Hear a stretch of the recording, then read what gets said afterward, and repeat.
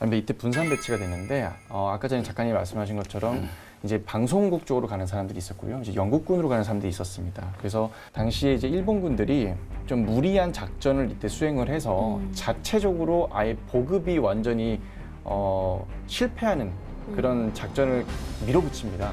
그러면서 일본의 그 당시 군부의 특징인 야마토혼이 죽었는가 이러면서 계속 전진을 시키는 말도 안 되는 짓을 하거든요. 실제 거기서 이제 6만 명 정도가 아사하고 병사를 해요. 물을 마시면 이제 장염으로 죽고 전염병이 돌아서 그때 일본군이 다 죽습니다. 근데 그런 상황에서 우리는 보급이 제대로 갖춰져 있고 실제 그 지역에 오래 있었기 때문에 전략 전술적으로 뛰어났어요.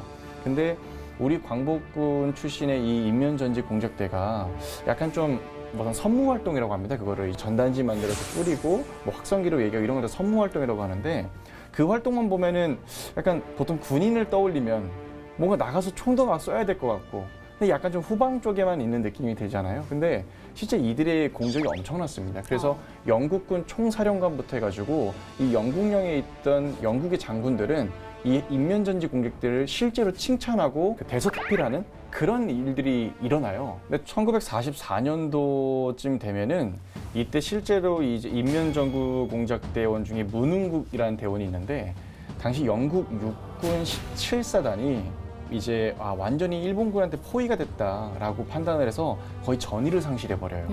전의를 상실해서 그냥 어차피 죽을 거 목숨 걸고 좀만 더 싸우자 이런 어떤 상태가 되는데 그때 문흥국 대원이 감청을 하다 보니까 아직 일본군이 제대로 포위망을 만들지 못했습니다. 저쪽 지역은 포위망이 아직 만들어지지 않았으니 저쪽으로 탈환하면 됩니다.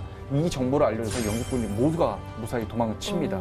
그래가지고 이것 때문에 당시 그 영국군 사령관들은 이 인면전지 공작대가 육군 17사단을 살려냈다면서 엄청나게 정말 공을 돌리거든요. 이게 얼만큼 큰 공이었냐면 당시 인팔로 이제 빠져나오니까 17사단장이 찾아와요.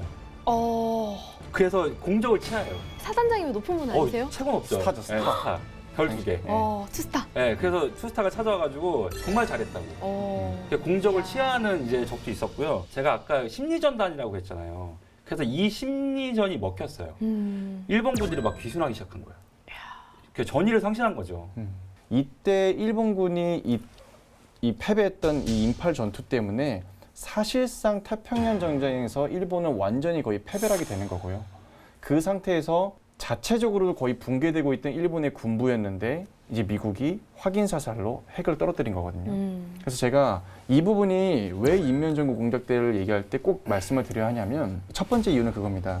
광복군이 연합군의 일환으로 참전했다는 것. 이것은 굉장히 중요한 점이고요.